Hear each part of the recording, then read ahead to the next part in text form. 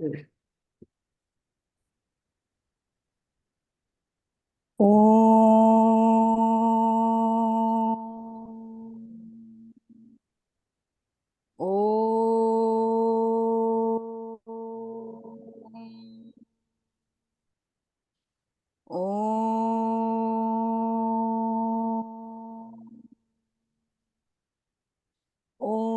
सहना भवतु सहनौ भुनक्तु सह वीर्यं करवावहै तेजस्विनावधीतमस्तु मा विद्विषावहै। ॐ शान्ति शान्ति शान्तिः।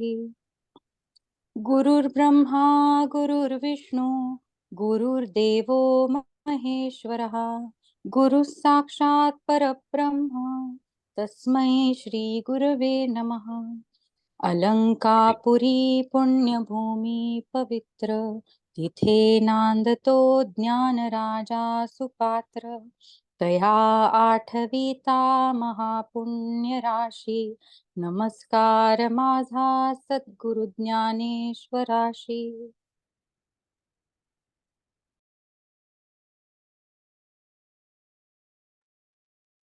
आता मागच्या वेळेचा गोषवारा शोभाताई सांगणार आहे. त्यांनी स्वतः असा लिहिलाय, पण त्या आपल्या चार्टवरती तो शेअर करणार आहे आणि बहुतेक त्या माझ्या वाचणार आहे. मी त्यांना चॉईस ठेवला की त्यांना काय वाचायचं ते.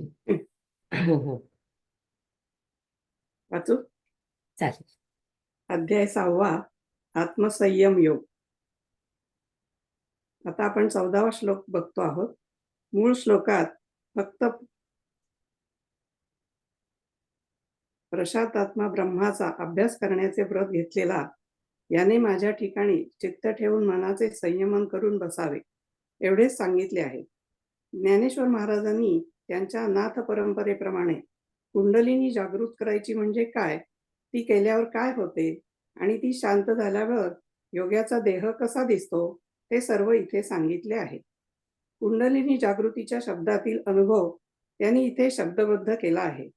योग्याच्या अनुभवाचे नुसते वर्णन वाचूनही आपल्या अंगावर काटा येतो, इतके ते जिवंत आहे. मागच्या वेळी आपण पाहिले ते असे की योगाने जो कुंडलिनी जागृतीचा प्रयत्न करतो त्याला मूलभूत भूक तहान राहत नाही. संपूर्ण एकाग्रता खालून मूळबंध अपान वायू कोंडायचा, वरतून प्राणवायू थांबवायचा आणि मणिपूर चक्र जे नाभीच्या तिथले ते जागृत करायचे आणि त्यामुळे प्रचंड उष्णता निर्माण होते आणि बेंबीच्या मागे कल्पना केलेली कुंडलिनी सर्पिणीसारखी गुंडाळा करून बसली असते, ती जागृत होते. तेव्हा इतकी उष्णता येते की ती आतडी खाते असा भास होतो. हाडे चोखते असे वाटते. शरीरातले मांस आणि पाणी एकत्र कालवल्यासारखे होते. नखे त्वचा यातले सत्व ती काढते. प्राण अपांच्या भेटीत 7ही चक्रांच्या शक्ती एकत्र होऊन मिसळतात. हे सगळे खाऊन झाल्यावर कुंडलिनी शांत होते. पण शांत झाल्यावर अग्नीचे जे गरळ ओकते त्याने गात्रांचे धर्म परत येऊ लागतात. बुद्धी चैतन्यात विलीन होते म्हणजे आत्मसाक्षात्कार होतो. सुषुप्ना नाडीतून जाणारी कुंडलिनी जेव्हा मस्तकातील चंद्रामृताला मिळते आणि कुंडलिनीतील रस योग्याला नवे जीवन देऊ लागते. कुंडलिनी जागृत करण्याचा अनुभव किती अवघड आहे आणि त्यात तुमची केवढी शक्ती लागते याची कल्पना येते. या अध्यायाच्या शेवटी अर्जुन म्हणतो, हा मार्ग मला समजला, पण मला त्याचे अधिकारित्य नाही, म्हणजे त्यासाठी जी तयारी लागते त्याचा आपल्याला इथे अनुभव येतो. हा मार्ग खूप अवघड आहे. अर्थातच यातून प्रचंड शक्ती घेऊन योगी एक नवी व्यक्ती जन्मल्यासारखा बाहेर येतो. माऊली याचे सुंदर वर्णन पुढे केले आहे. योग्याला नवीन कांती प्राप्त होते. शरीर पिसासारखे हलके होते.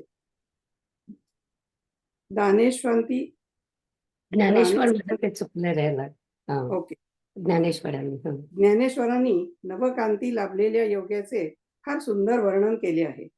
संध्याकाळच्या आकाशाचे रंग काढून बनवलेली तेजस्वी मूर्ती अशी त्याची कांती होते.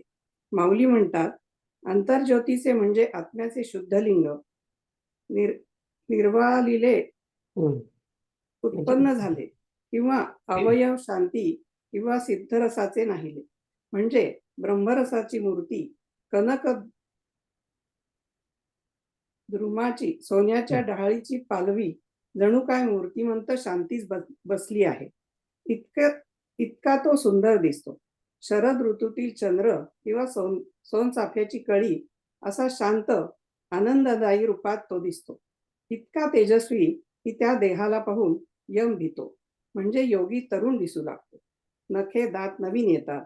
अतिशय काव्यमय वर्णन माऊलींनी केले आहे.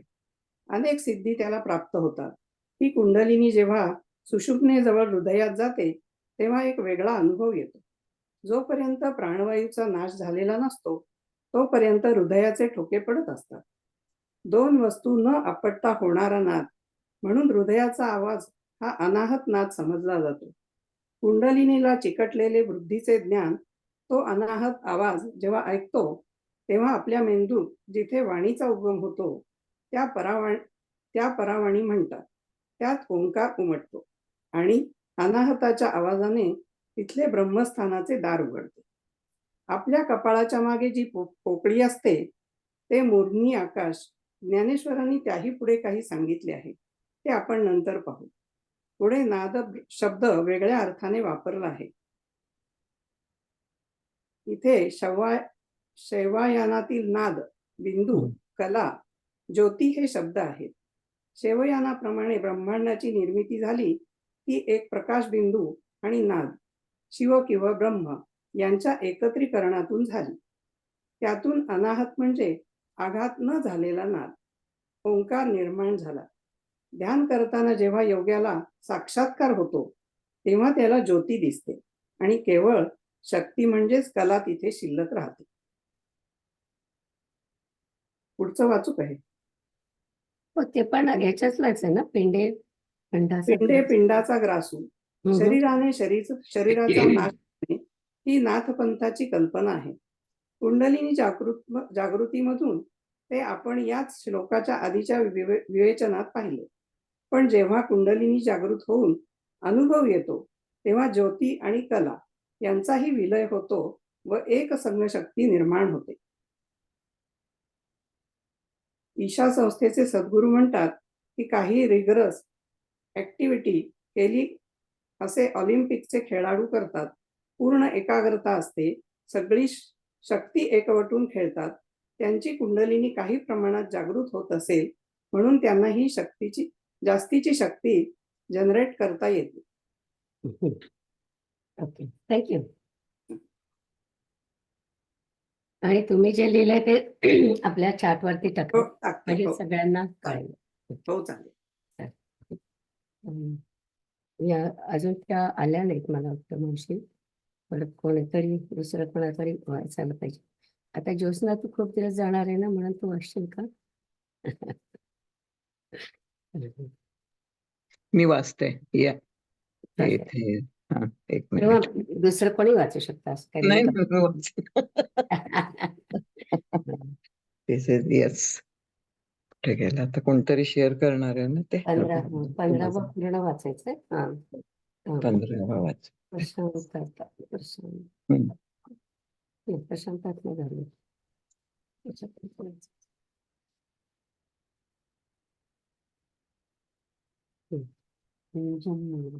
आलं का? अरे वा.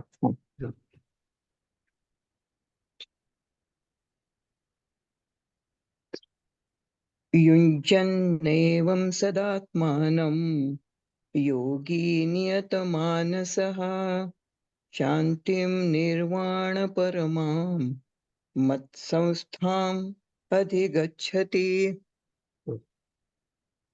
मनाचे नियमन केलेला व याप्रमाणे मनाला सदा युक्त करणारा योगी, जिचे पर्यवसान मोक्षामध्ये आहे, अशी मत्स्वरूप शांती प्राप्त करून घेतो. अर्जुना ऐक, कुंडलिनीचे तेज जेव्हा लय पावते तेव्हा देहाचा आकार नाहीसा होतो, देह वायुरूप बनतो. तो याप्रमाणे सूक्ष्म झाल्यामुळे मग त्या योग्याला लोकांच्या डोळ्यातच लपता येते. वास्तविक तो देह पूर्वीप्रमाणे सावयव असतो, परंतु आता तो देह जसा वायूचाच बनविलेला असावा असा होतो. अथवा केळीतील पोकळीवरील सोपटे काढून टाकून ती पोकळी जशी उभी करावी, किंवा आकाशालाच बघते कुठे गेला. हा, सॉरी, काहीतरी हे केलं. It's okay. हा, अथवा केळीतील पोकळीवरील सोपटे काढून ती पोकळी जशी उभी करावी, किंवा आकाशालाच अवयव उत्पन्न व्हावेत तसा तो दिसतो. असे ज्या वेळेस शरीर होते तेव्हा त्यास खेचर गगनविहारी म्हणतात. देहधारी लोकात असे रूप होणे म्हणजे मोठा चमत्कार आहे. पहा, साधक निघून गेल्यावर मागेची पावलांची ओळ राहते, तेथे ठिकठिकाणी अणिमादिक सिद्धी उत्पन्न होतात. याच्याबद्दल मला म्हणजे थोडस सांगायचंय. हा. ओके. हा, आणि मानात आणि मा आणि मा अणिमादिक आणि अणिमादिक. मादिक. हा, हा, म्हणजे आपल्या 8 सिद्धी आहेत. अणिमापासून सुरू होतात म्हणून त्यांनी अणिमा आणि आदि असं म्हटलंय. अणिमा म्हणजे याच्यामध्ये त्यांना आपलं शरीर, तुम्ही खूप योगांचं ऐकलं असेल की ते आपलं शरीर खूप छोटं करू शकतात, इतकं लहान करू शकतात की अणू एवढा लहान करू शकतात असं म्हणतात ते.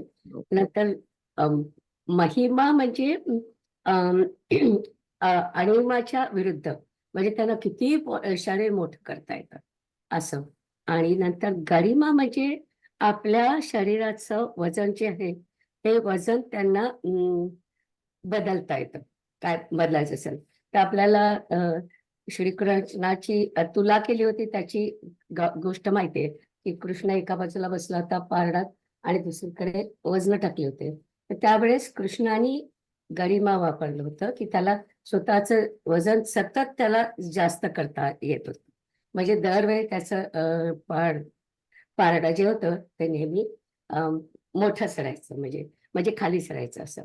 किंवा आपल्याला हनुमंताची पण गोष्ट माहिती आहे की जेव्हा त्याला अम, भीम भेटला होता आणि त्या भीमला त्याची शेपटी पण उचलता आली नाही, तेव्हा पण त्यांनी गरिमा वापरलं होतं. नंतर लघुमा म्हणजे त्यांना आपल्या शरीराचा भार अगदी कमी करता येतो. कधी कधी त्या इतका कमी करतात की ते हवेत असे तरंगू पण शकतात. नंतर प्राप्ती. प्राप्ती म्हणजे साधकाला इथून कुठेही जायची त्याला सोय असते. म्हणजे तो नुसता इथे बसून मनाच्या गतीने तो कुठेही जाऊ शकतो. प्राप्य प्रा प्राकाम्य जे आहे त्याच्यामध्ये त्याला दुसऱ्याचे विचार आणि मन, म्हणजे विचार आणि मत समजू शकतात तिथे बसून. ते तर आणखीनच डेंजरस आहे नाही, कारण दुसऱ्याला आपले सगळे विचार करणं आणि आपले मत काय ते कळेल ते, तर त्याला प्राकाम्य असं म्हणतात. नंतर मी हे लिहून पाठवेन म्हणजे सोपं जाईल. आणि 7वं म्हणजे ईशित्व. ईशित्व म्हणजे ही उपाधी भगवानाची आहे की तो माणूस पूर्ण ईशरूप झालेला असतो, आत्मसाक्षात्कार झालेला माणूस. आणि शेवटचं म्हणजे वशित्व. वशित्व म्हणजे ते कुणालाही वश करू शकतात. अशा या आपल्या 8 सिद्धी. सिद्धी आहेत. आत्मसिद्धी आहेत. तर जो कोणी आता हे सगळं करेल त्याला त्या सिद्धी पण त्याला मिळतात. जाऊया पुढे. बर. पहा, साधक, मी ते आपले वाचते परत एकदा. पहा, हा. साधक निघून गेल्यावर मागेची पावलांची ओळ राहते, तेथे ठिकठिकाणी अणिमादिक सिद्धी उत्पन्न होतात. म्हणजे साधकाची जी जी भूमिका सिद्ध होईल त्या त्या ठिकाणी अणिमादिक सिद्धी त्यास प्राप्त होत जातात. पण आपल्याला त्या सिद्धींचे काय काम आहे? अर्जुना, ऐक. देहाच्या देहातच 3ही भूतांचा असा लोप होतो. पृथ्वीला पाणी नाहीसे करते, पाण्याला तेज नाहीसे करते व तेजाला वायू हृदयामध्ये नाहीसा करतो. नंतर प्राणवायू एकटा उरतो, पण तो शरीराच्या आकाराने असतो. मग तोही काही वेळाने निघून मूर्ध्नी आकाशात मिळतो. त्यावेळी कुंडलिनी ही भाष्या जाते व तिला मारुत असे नाव येते. पण जोपर्यंत ती शिवाशी एक होत नाही तोपर्यंत तिचे शक्ती पण असतेच. मग ती प्राणवायुरूप शक्ती जालंधर बंधाचे उल्लंघन करून टाळ्यावरती 9 इंद्रियांचे ऐक्य होण्याचे जे काकीमुख म्हणून स्थान आहे त्याचा भेद करून मग मूर्ध्न्याकाश रूपी पहाडावर जाऊन राहते. ती ओंकाराच्या पाठीवर तत्काळ पाय देऊन पश्यंती वाणीची पायरी मागे टाकते. पुढे समुद्रात जशा नद्या मिळालेल्या दिसतात त्याप्रमाणे अर्धमात्रापर्यंतच्या ओंकाराच्या मात्रा मूर्ध्नी आकाशात मिळतात. मग ब्रह्मरंध्राच्या ठिकाणी स्थिर होऊन ते ब्रह्म मी या भावनारूप बाहू पसरून त्वरेने परब्रह्मरूप लिंगाशी ऐक्य पावते. तेव्हा पंचमहाभूतांचा पडदा नाहीसा होऊन मग शक्ती आणि परमात्मा यांचे ऐक्य होते. त्या ऐक्यात मूर्ध्नी आकाशासकट सगळ्यांचा लय होतो. मेघांच्या द्वाराने समुद्रापासून वेगळे झालेले समुद्राचे पाणी नदीच्या ओघात पडून नदीच्या रूपाने जसे पुन्हा समुद्रास मिळते, तो समुद्रच नदीच्या रूपाने आपणास मिळतो. हे अर्जुना, त्याप्रमाणे शरीराच्या द्वारे जेव्हा शक्तिरूप टाकून शिवच शिवात मिळतो, तेव्हा ते एकत्व वरील समुद्राच्या ऐक्याप्रमाणे आहे. आता द्वैत होते की हे स्वतः सिद्ध एकच होते असा विचार करण्यापुरती जागा उरतच नाही.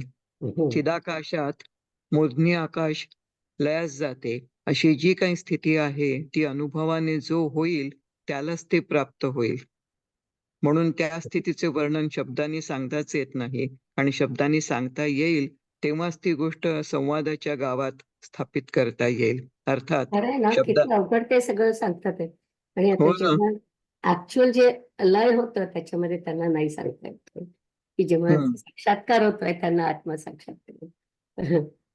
ते अमृतानुभव नावाचं जे पुस्तक आहे ज्ञानेश्वरांचं, शेवटी ते म्हणतात की तिथे शब्दच संपतात जिथे आपल्याला आत्मसाक्षात्कार होते. तिथे एक खूप छान ओवी आहे तिथे. बरोबर. म्हणजे हम्म. एवढं सगळं तुम्ही सांगू शकता, पण जेव्हा ऍक्च्युअली आत्मसाक्षात्कार होतो शेवटी त्यावेळेस शब्द मुके होतात असं त्यांनी म्हटलेलं आहे.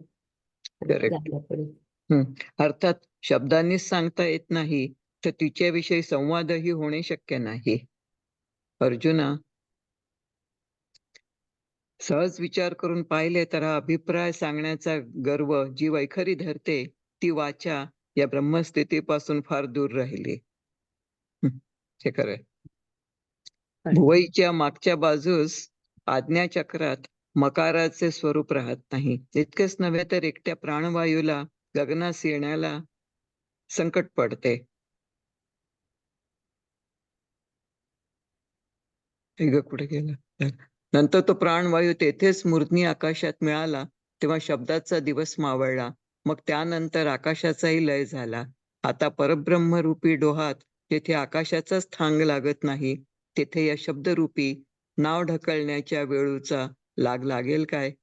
या कारणास्तव ती ब्रह्मस्थिती अक्षरात सापडेल, शब्दांनी सांगता येईल अथवा कानांनी ऐकता येईल अशी खरोखर नाही. हे त्रिवार सत्य आहे.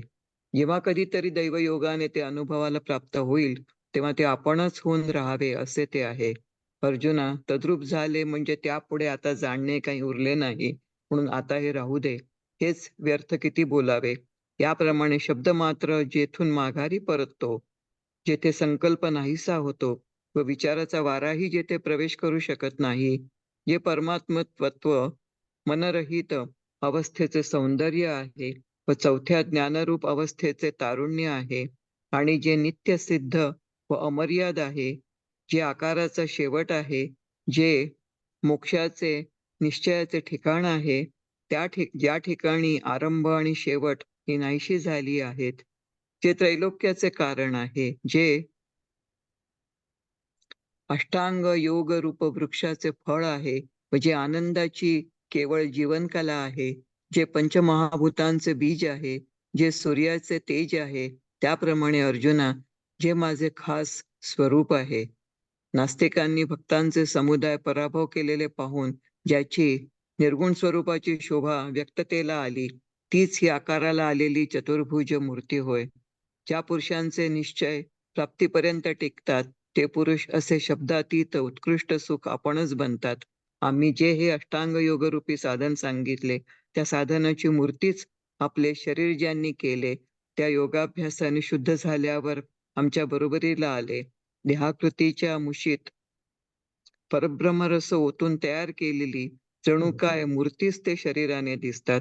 जर हा अनुभव अंतःकरणात प्रकाशेल तर हे सर्व जग मावळेल. तेव्हा अर्जुन म्हणाला, ठीक, हे खरे आहे महाराज. कारण की आता देवा, आपण जो हा उपाय सांगितला तो ब्रह्मप्राप्तीचे ठिकाण आहे. म्हणून त्या उपायाने म्हणून त्या उपायाने ब्रह्मप्राप्ती होते, याचा दृढनिश्चयाने जे अभ्यास हम्म. करतात ते खात्रीने ब्रह्मत्वास प्राप्त होतात. हे आपल्या सांगण्याच्याच रीतीवरून मला हम्म. समजले. देवा, योगाचे हे वर्णनच केवळ ऐकले असता चित्तात ज्ञान उत्पन्न होते, तर मग अनुभवाने तल्लीनता कशी होणार नाही? म्हणून तुझ्या सांगण्यात काही अन्यथा नाही, परंतु क्षणभर माझ्या एका बोलण्याकडे लक्ष दे. कृष्णा, तू जो आत्ता योग सांगितलास तो माझ्या मनाला तर चांगलाच पटला, परंतु माझ्या ठिकाणी अधिकाराची उणीव असल्यामुळे मी त्याचे अनुष्ठान करू शकत नाही. हा, हे माझ्या अंगात महत्वाचं आहे नाही का. आपण मी याच्यातली की, अर्जुनाला सगळं कळलं, तो काय म्हणत होता तो म्हणतो ते खूप अवघड आहे आणि मला त्याचं अधिकारित्व नाही. आपण अधिकाराच्या बद्दल नेहमी बोलतो ना की हम्म, अधिकारित्व तुम्हाला कशामुळे येतं, की साधनच्या दृष्ट्या तुम्ही केलं की तुम्हाला अधिकारित्व येतं. तर अर्जुन म्हणतो की नाही, मला काही तसं अधिकारित्व नाही, मला काही जपणार नाही. आणि आपल्या मनातही तेच विचार येतात ना. खूप छान सांगितलंय हो. पण अवघड आहे आपल्याला करायला ना. हम्म. चालेल तर पुढे. तो माझ्या ठिकाणी अधिकाराची उणीव असल्यामुळे मी त्याचे अनुष्ठान करू शकत नाही. माझ्या अंगात स्वभावतः जितकी योग्यता आहे तेवढ्याच योग्यतेने जरा अभ्यास सिद्धीला जाईल तर याच मार्गाचा मी सुखाने अभ्यास करेन. अथवा देव जसे सांगतील तसे जर आपल्या हातून होणार नसेल तर योग्यतेशिवाय जे होण्याजोगे असेल तेच विचारू. माझ्या मनाची अशी समजूत झाली म्हणून पुसण्याचे प्रयोजन पडले. म्हणून मी अर्जुन म्हणतो, आपण इकडे लक्ष द्यावे. अहो महाराज, ऐकले का? तुम्ही जे हे साधन सांगितले त्याचे वाटेल त्याने अनुष्ठान केले तर ते साध्य होईल काय? अथवा योग्यतेशिवाय प्राप्त होत नाही असे काही येथे आहे? असे अर्जुनाने विचारले. तेव्हा श्रीकृष्ण म्हणतात, अर्जुना, हे तू काय विचारतोस? ही तर अत्यंत उच्च दर्जाची गोष्ट आहे, पण इतर काही साधारण काम असते ते तरी अधिकाऱ्याच्या योग्यतेशिवाय सिद्धीस जाते काय? अरे वा. परंतु योग्यता जी म्हणावयाची ती प्राप्तीच्या अधीन आहे असे समजावे, कारण योग्य होऊन जे करावे ते आरंभीच फलदायक होते. तर तसा काही योग तर तसा काही येथे योग्यता हा सहज बाजारात मिळणारा माल नाही. आणि योग्य पुरुषांची खाणी आहे काय? थोडासा विरक्त असून देहाच्या गरजा ज्याने आवरल्या आहेत तोच या कामी योग्य अधिकारी नाही काय? एवढ्या युक्तीने एवढी योग्यता तुलाही प्राप्त होईल. ज्ञानेश्वर महाराज म्हणतात की अशी त्याची अडचण देवानी ओघानेच दूर केली. मग देव पुढे म्हणतात, अर्जुना, त्याचा असा नियम आहे की जो अनियमित वागतो त्यास मुळीच योग्यता नाही. आणि आता पुढे नियमित म्हणजे काय ते सांगणार आहेत आपल्याला. म्हणून हम्म. ते जरा प्रस्तावना करून ठेवली त्यांनी. खूप होत्या हव्या, पण थँक्यू. अजून Yes. ओव्या आता मागतात. आता ओवे आहेत. ऐके हो. शक्तीचे तेज लोपे, तेथ देहीचे रूप हारपे. मग तो डोळियाची माझी लपे जगाचिया, एरवी आधिलाची ऐसे, सावयव तरी असे, परी वायूचे का जैसे वळिले होय. नातरी कर्दळीचा गाभा, गुंथी सांडोनी उभा, का अवयवची नभा निवडला तो. तैसे होय शरीर, तै ते एक म्हणीजे खेचर, हे पद होता चमत्कार पिंडजनी. हा, एक देखे ते सांगते. कारण हम्म, खेचर म्हणजे गाढवपण, पण इथे हम्म, तुम्ही स्पेसिफिकली सांगितलंय का खेचर म्हणजे गगनविहारी असं सांगितलंय. ते आपल्याला लक्षात ठेवायला पाहिजे, कारण ते नाहीतर त्यांना गाढव गाढव असं म्हणायचं नाहीये. हम्म. तर, येस. देखे साधकू निघून जाये, मागा पाऊलांची ओळ राहे, तेथ ठाई ठाई होये हे अणिमादिक. परी तेणे काय काज आपण पया, अवधारी ऐसा धनंजया, लोप आथी भूतत्रया देहींचा देही. पृथ्वी ते आप विरवी, आपा ते तेज जिरवी, तेजा ते पवनु हरवी, हृदया माझी. हम्म. पाठी आपण ऐकला उरे, परी शरीराचे नि अनुकारे, मग तोही निगे अंतरे, गगना मिळे. ते वेळी कुंडलिनी हे भाष जाये, मारुत ऐसे नाम होये. परी शक्तीपण ते आहे, जवन मिळे शिवी. मग जालंधर सांडी, ककारात फोडी, गगनाची पहाडी, हम्म. पैठी होय. ते ओंकाराची पाठी, पाय देत उठा उठी, पश्यंतीची पाऊटी, मागा घाली. पुढा तन्मात्रा अर्धवेरी, आकाशाचा अंतरी, भरती गमे सागरी, सरिता जैशी. मग ब्रह्मरंध्री स्थिरावोनी, सोहम भावाचिया बाह्या पसरुनी, परमात्मलिंगा धावोनी, अंगा घडे. तव महाभूतांची जवनिक फिटे, मग दोहीसी होय झटे. तेथ गगना सकट आटे, समरसी तिये. पै मेघाचेनी मुखी निवडला, समुद्र का ओघी पडला. तो मागुता जैसा आला आपण पेया.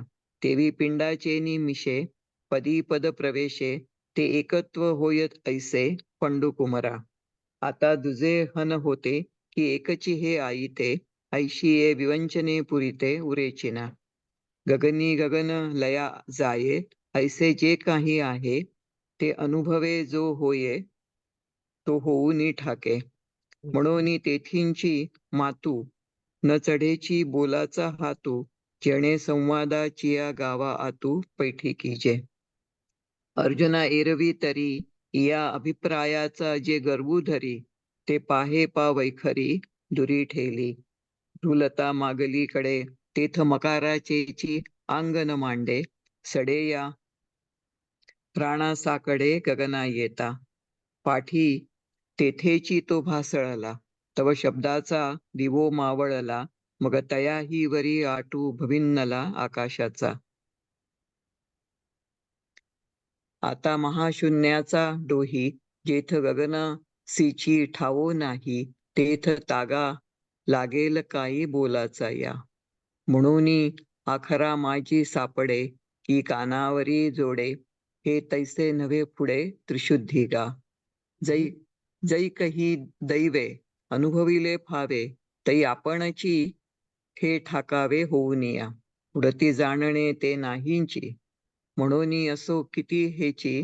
बोलावे आता वायाची धनुर्धरा. ऐसे शब्द जात मागवते सरे, तेथ संकल्पाचे आयुष्य पुरे. वाराही जेथ न शिरे विचाराचा. जे उन्मनीयेचे लावण्य, जे तुर्येचे तारुण्य, अनादि जे अगण्य परमतत्व. जे आकाराचा प्रांतू, जे मोक्षाचा एकांतू. जेथ आदी आणि अंतू विरोनी गेले. जे विश्वाचे मूळ, जे योगद्रुमाचे फळ. जे आनंदाचे कवळ, चैतन्य गा.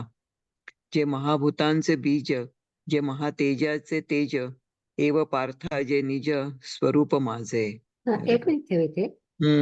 22 आणि 23 मध्ये त्यांनी चैतन्य आपण जे म्हणतो किंवा ब्रह्माचं रूप जे म्हणतो त्याचं वर्णन केलंय त्यांनी, की चैतन्य किंवा ब्रह्म आपण ज्याला म्हणतो. Correct. दोन ओव्या महत्वाच्या. सुरेख आहे. चालेल. एवं पार्था जे निज स्वरूप माझे. ते हे चतुर्भुज कोंभेली, जयाची शोभा रूपा आली. देखोनी नास्ते की नोकेली, भक्तवृंदे. ते अनिर्वाच्य महासुख, पै आपणची जाहले ते पुरुष. जयांचे का निष्कर्ष प्राप्ती वेरी. आम्ही साधन हे जे सांगितले, तेची शरीर जिही केले. ते आमुचेनी पाडे आले, निर्वाळलेया. परब्रह्माचे निरसे, देहाकृती चिये मुसे. ओतीव जाहले तैसे दिसती अंगे. जरी हे प्रतीती हन अंतरी फाके, तरी विश्वची हे अवघे झाके. तव अर्जुन म्हणे निके साचची जिहे. काजे आपण आता देवो, हा बोलिले जे उपावो. तो प्राप्तीचा ठावो म्हणून घडे. ये अभ्यासी जे दृढ होती, ते भरवसेनी ब्रह्मत्वा येती. हे सांगतियाची रीती कळले मज. देवा गोठीची हे ऐकता, बोधू उपजतसे चित्ता. मा अनुभवे तल्लीनता नव्हे केवी. म्हणून येथ काही अनारिसे नाही, परी नाव भरी चित्त देई. बोला एका. आता कृष्णा तुवा सांगितला योगू, तो मना तरी आला चांगू, परी न शके करू पांगू योग्यतेचा. सहजे अंगिक जेतुली आहे, तेतुलियाची जरी सिद्धी जाये, तरी हाची मार्गू सुखोपाये अभ्यासेन. ना तरी देवो जैसे सांगतील, तैसे आपण पा जरी न ठकेल, तरी योग्यते वीण होईल तेची पुसो. जीवींची ऐसी धारण, म्हणून पुसावया जाहले कारण. मग म्हणे तरी आपण चित्त देईजो. हा हो जी अवधारिले, हे जे साधन तुम्ही निरोपिले, ते आवड तयाही अभ्यासिले फावो शके. ही योग्यते विण नाही, ऐसे हन आहे काही. येथ कृष्ण म्हणती तरी काही धनुर्धरा. हे काज कीर निर्वाण परी आणिकही जे काही साधारण, तेही अधिकाराचे ओढवे विण काय सिद्धी जाय. पै योग्यता जे म्हणिजे, ते प्राप्तीची अधीन जाणीचे. काजे योग्य होऊनी कीजे, ते आरंभी फळे. तरी तैसी एथ काही सावयाची केणी नाही, आणि योग्यांची काही हाणी असे. नावेक विरक्तू जाहला देहधर्मी नियतू, तरी तोची नव्हे व्यवस्थितू अधिकारिया. येतुला लिये आयणी माझी एवढे, योग्यपण तुतेही जोडे. ऐसे प्रसंगे साकडे फेडिले तयाचे. मग म्हणे गा पार्था, ते हे ऐसी व्यवस्था अनियतासी सर्वथा. योग्यता नाही. छान. जय. खूप वाचलं बरं. थँक्यू. थँक्यू. पण वाचून. खूप छान होतं. हा, खूप छान होतं. शेवटी मग कृष्ण म्हणतो की कुठलंही काम आपल्याला करायचं असलं तर ते आपण आपली जर का योग्यता नसेल किंवा त्याची हे नसेल, तर तुम्हाला कुठलंच काम करता येत नाही ना. म्हणजे हे तर खूप अवघड आहे अर्थातच. का म्हणजे खरं आहे की हे सगळं अवघड आहे, पण कुठलंही काम करायच्या आधी आपल्याला ती अधिकारित्व लागतं ना, आपल्याला ते यायला पाहिजे आणि नंतरच आपण ते काम करू शकतो. हा एक्झॅक्टली किती महत्वाचा मुद्दा आहे मुद्दा की आहे. हो ना. हो. की कुठलंही काम करायचं असेल तर तुम्हाला योग्यता पाहिजे त्याच्यासाठी. क्षुल्लक काम सुद्धा आपल्याला येत नाही जर योग्यता नसेल तर. हो ना. हो. आणि त्याच्यात ईश्वराचं अधिष्ठान पाहिजे, असंही काहीतरी आहे त्याच्यामध्ये. त्याच्या याच्याशिवाय होत नाही, आणि ते जर होणार असतं तेव्हा आधीच ते सिद्ध झालेलं असतं, असं काहीतरी. पण बरं. जाऊया. 16 ते तुला 21 पर्यंत मेसेज त्याच्यामध्ये नात्यश्नतस्तु योगोऽस्ति न चैकान्तमनश्नतः न चाति स्वप्नशीलस्य जाग्रतो नैव चार्जुन. पण हे अर्जुना, अति खाणारा अथवा अगदीच न खाणारा, किंवा अति झोप घेणारा अथवा मुळीच झोप न घेणारा, असा जो असेल त्याला योग प्राप्त होणार नाही. जो जिव्हेच्या अधीन आहे किंवा झोपेला जीवापासून वाहिलेला आहे, तो योगाविषयी अधिकारी आहे असे म्हणता येत नाही. अथवा जो हट्टाच्या बंधनाने भूक व तहान कोंडतो व भुकेला मारून आहार तोडतो व जो निद्रेच्या वाटेस जात नाही, याप्रमाणे ज्या ठिकाणी हट्टाचा पूर्ण संचार होऊन जो नाचतो, त्याचे ते शरीरच त्याच्या ताब्यात राहणार नाही, तर मग योग कोण करणार? म्हणून विषयांचे अतिसेवन करावे अशी विरोधी बुद्धी नसावी, किंवा वाजवीपेक्षा फाजील नियमन करणे हेही कामाचे नाही. जो रसनेंद्रियाचा अंकिला, का निद्रेसी जीवे विकला, तो नाही येथ म्हणितला अधिकारिया. अथवा आग्रहाची बांधोडी, क्षुधा तृषा कोंडी, आहारा ते तोडी मारुनिया. निद्रेचिया वाटा नवचे, ऐसा दृढी वेचेनी अवतरणे नाचे. ते शरीरची नव्हे तयाचे, मायोगू कवणाचा. नोनी अतिशय विषय सेवावा, तैसा विरोध न व्हावा. का सर्वथा निरोधू करावा, हेही नको. एक मिनिट थांब इथे. आता याच्याबद्दलच आपल्याकडे प्रत्येक उपनिषदामध्ये वेगवेगळी माहिती असते. तर महानारायण उपनिषद नावाचं जे उपनिषद आहे त्याच्यामध्ये अघर्मषण नावाचं सूक्त आहे. त्याच्यामध्ये त्यांनी आपण खायला काय पाहिजे आणि प्यायला काय पाहिजे याच्याबद्दलचे नियम सांगितले. तर तो मंत्र मला म्हणता येत नाही, पण मी म्हणते, प्रयत्न करते. पण पूरतेय अशेन अर्धम तृतीय उदक न ते वायू हा संचारणार्थ आणि चतुर्थम मी प्रिंट करून देईन तुम्हाला. अवशेयते म्हणजे काय की आपलं पोट आहे त्याच्या अर्ध पोट सॉलिड फूड खायचं आणि त्याच्या 1/4 पोट पाणी प्यायचं किंवा लिक्विड घ्यायचं आणि बाकीचं जे आहे ते रिकामं ठेवायचं. कारण आपले बाकीचे जे सत्व असतात, सात्विक द्रव्य असतात, ते सगळे तिथे मिसळायला पाहिजे आणि ते मिसळण्यासाठी जागा पाहिजे. म्हणून ते 1/4 पोट नेहमी रिकामं ठेवायचं असं त्यांनी आपल्याला त्या मंत्रांमधून सांगितलंय. मला वाटलं की ते खूप गंमत म्हणून सांगितले. बस जाऊया पुढे. युक्ताहार विहारस्य युक्तचेष्टस्य कर्मसु युक्तस्वप्नावबोधस्य योगो भवति दुःखः.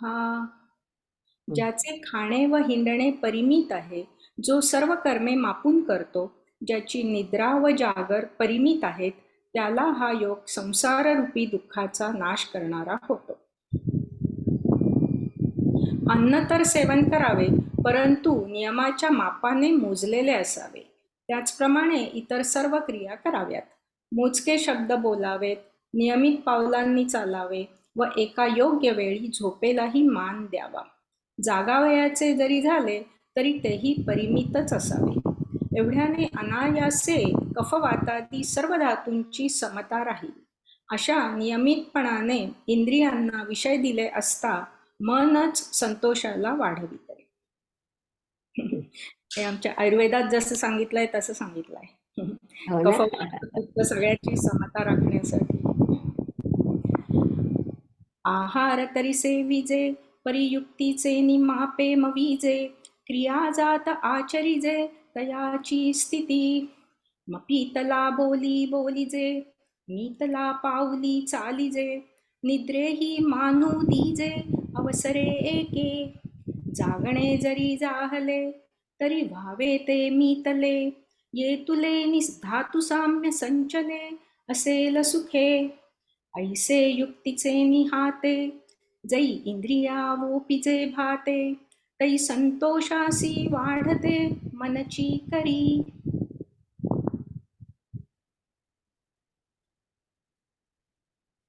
यदा विनियतं चित्तं आत्मन्येवावतिष्ठते, निस्पृहः सर्वकामेभ्यो युक्त इत्युच्यते तदा.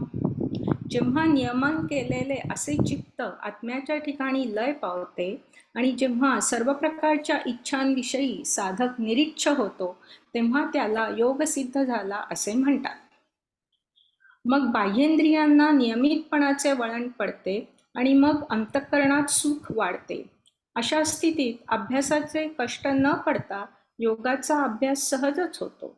ज्याप्रमाणे दैवाचा उदय झाला असता मग उद्योगाचे निमित्त होते, नंतर सर्व ऐश्वर्य आपोआप घरी चालत येतात, त्याप्रमाणे नियमाने वागणारा पुरुष ज्या वेळेस लीलेने आपला मोर्चा योगाभ्यासाकडे वळवितो, त्याच वेळेला त्याचा अनुभव आत्मप्राप्तिरूपाने पिकतो. म्हणून अर्जुना, हा नियमितपणा ज्या भाग्यवानाच्या हातून घडतो, तो पुरुष मोक्षाच्या राज्याने अलंकृत होतो.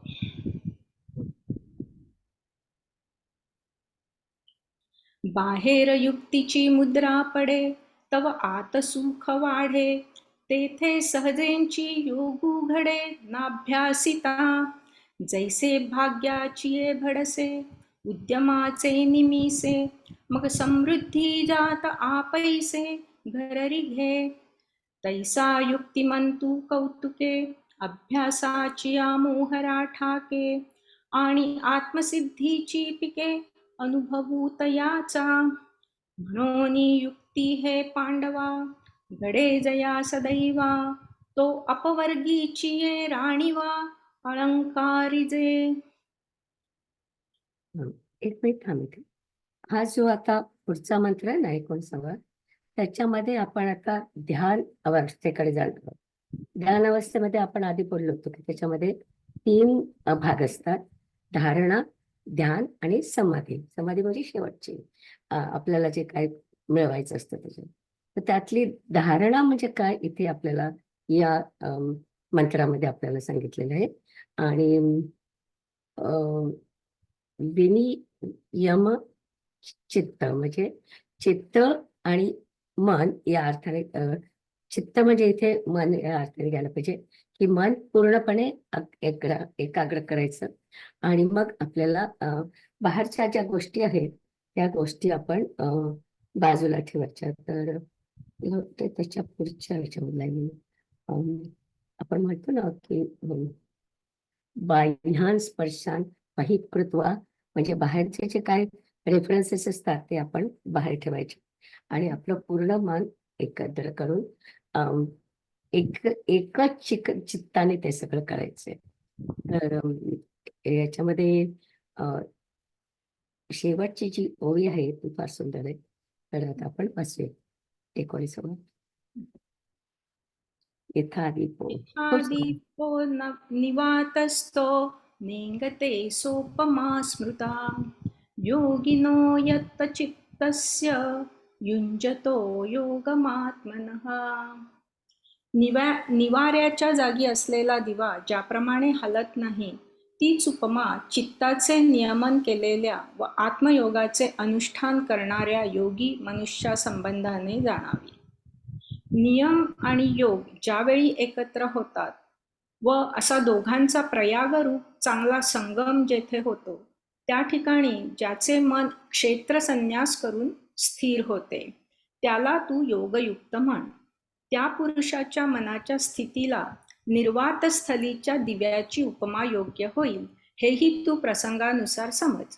आता तुझ्या मनातील अभिप्राय ओळखून तुला मी काही थोडे सांगतो, ते तू चांगले चित्त देऊन ऐक. तू प्राप्तीची इच्छा बाळगतोस, परंतु अभ्यास करण्याविषयी तत्पर असत नाहीस. तर सांग बाबा, तू कठीणपणाला भीतोस काय? तरी अर्जुना, यात कष्ट आहेत असा तुझ्या मनाचा ग्रह कदाचित होऊन बसेल, तर तो तसा होऊ देऊ नकोस. ही दुष्ट इंद्रिये आयुष्याला स्थिर करणारे व संपत आलेल्या नाही मला वाटतं पुढे गेलं. ही दुष्ट इंद्रिये पुढे त्याचा बाऊ करतात असं. ही दुष्ट इंद्रिये याचा उगाच बाऊ करतात. पहा बरे, आपल्याला वरती करता येईल का?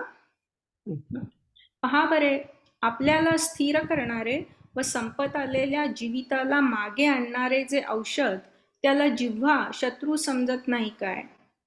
त्याप्रमाणे आपल्या हितास जे जे चांगले ते या इंद्रियांना सदोदित दुःखकारक वाटते. एरवी योगासारखे सोपे काही आहे काय? त्यांना माहिती आहे खूप घाबरतो म्हणून. युक्तियोगाचे अंग पावे ऐसे प्रयाग होय जे बरवे. तेथ क्षेत्र संन्यासे स्थिरावे मानस जयाचे. तया ते योगयुक्त म्हण हेही प्रसंगे जाण. ते दीपाचे उपलक्षण निर्वातींचिया. आता तुझे मनोगत जाणोनी काही एक आम्ही म्हणोनी. ते निके चित्त देऊनी परिसावेगा. तू प्राप्तीची चाडवासी परी अभ्यासी दक्षू नवसी. ते सांगपा काय बिहसी दुवाडपणा. तरी पार्था हे जणे सायास घेशी हो मने.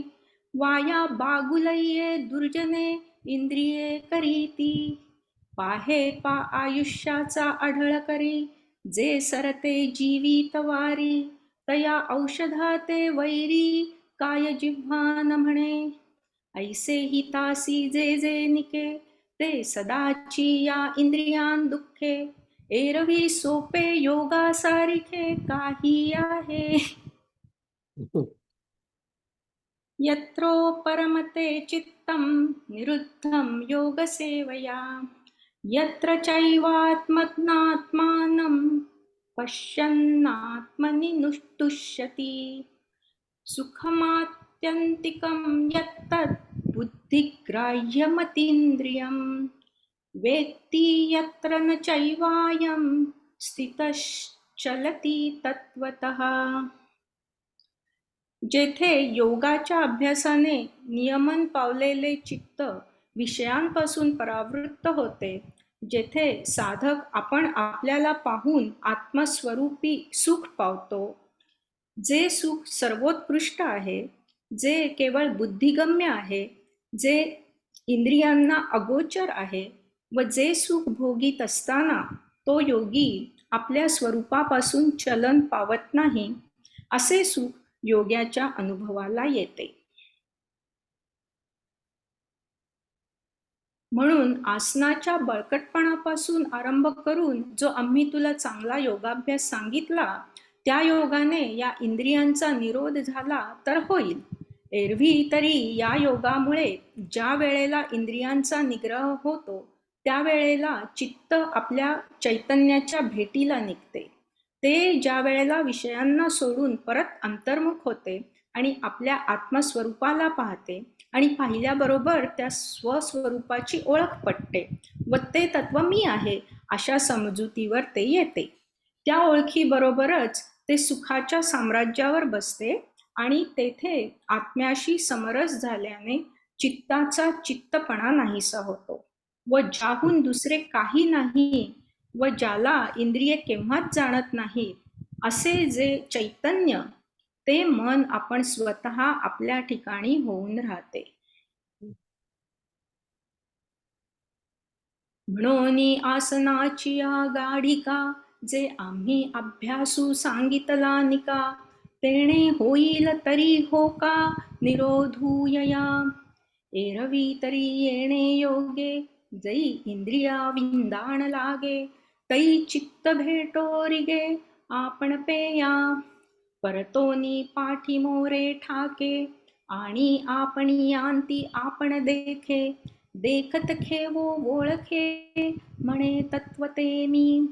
तिये ओळखीची सरीसे, सुखाची या साम्राज्यी बैसे, चित्तपण समरसे विरोनी जाय.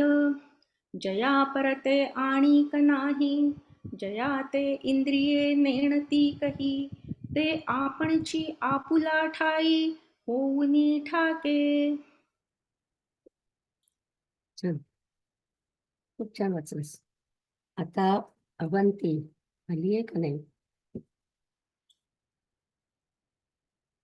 हे बरोबर नाही. ज्या दिवशी आपल्याला वाचायचं असेल त्या दिवशी यायचं नाही. दिस नॉट राईट. नाही आलेली. हा, तर त्या मावशी पण नाही आल्या आणि अवंती पण नाही आली. आपण शेवटी आपण हो चालेल. राहू? मी वाचायचंय का? मी वाचायचंय?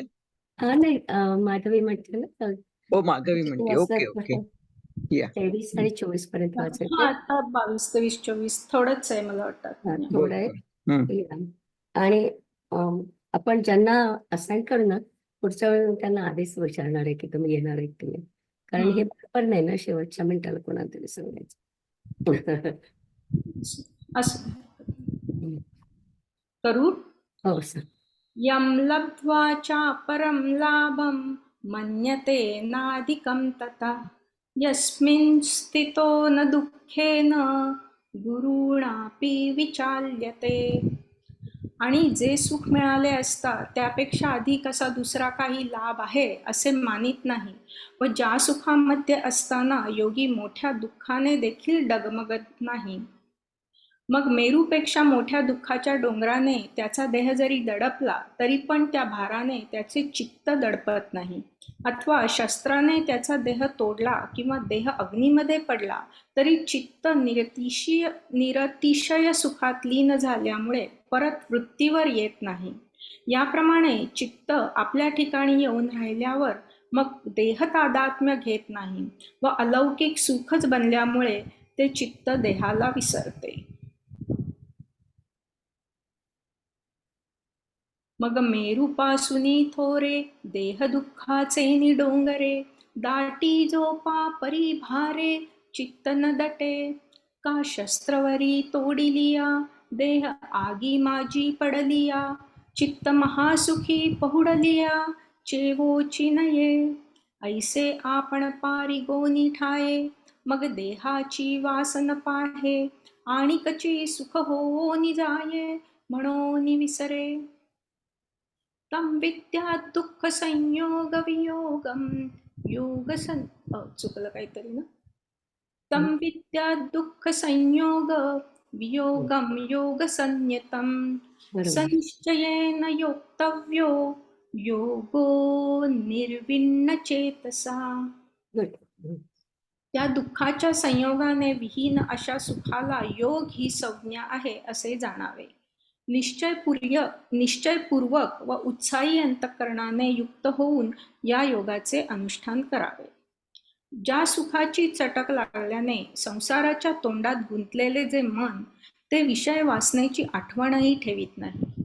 जे सुख योगाचे सौभाग्य आहे, संतोषाचे राज्य आहे आणि ज्याच्याकरिता ज्ञान समजून घ्यावयाचे असते, ते सुख योगाचा अभ्यास करून मूर्तिमंत पाहिले पाहिजे.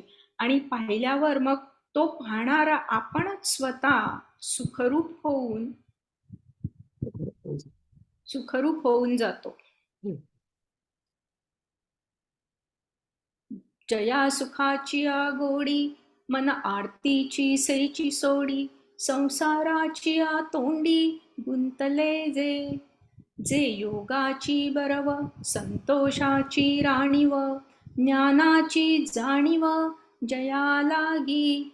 ते अभ्यासिले नियोगे सावेव देखावे लागे, देखिले तरी अंगे होईजे लगा. मला वाटतं थांबूया इथे तर. हो चालेल. हो थँक्यू. हो, पुढचं ओके. राहिलंय पण या. थँक्यू. हरकत नाही. हो, कारण 9 वाजायला आले. हा हा राईट. अजून आपली प्रार्थना व्हायची. Thank you guys. हो रेकॉर्डिंग कधी स्टॉप करू सांगा मला. हो अजून वेळ आहे. हे झालं ना. 24व्याच्या 4च ओव्या आहेत खरं. ठीक आहे, असू दे, हरकत नाही. पुढच्या वेळी सुरू करू. साधारण म्हणू? कमेंट.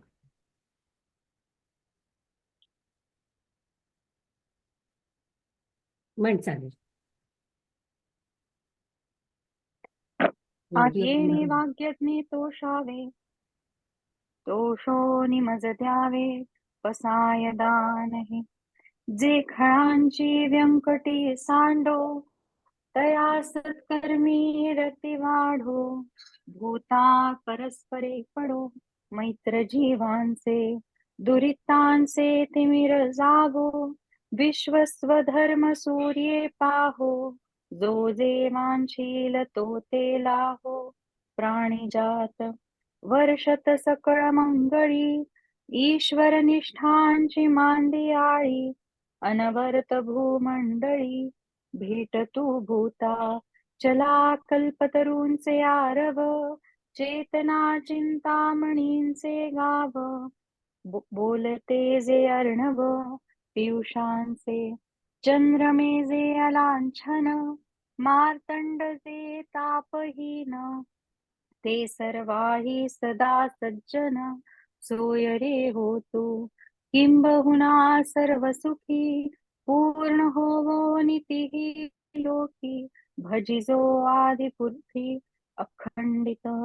आणि ग्रंथोपजीविये, विशेषी लोकी ये. दृष्टादृष्ट विजये हो आघेजी. येथ म्हणे श्री विश्वेश्वरावो, हा होईल दान पसावो.